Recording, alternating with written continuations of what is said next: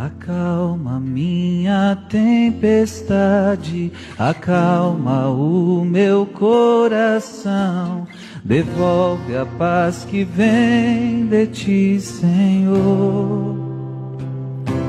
Aumenta minha fé em ti, não me deixa fraquejar jamais. Ao som da tua voz, tudo vai calar. Só preciso esperar e a tempestade vai acalmar.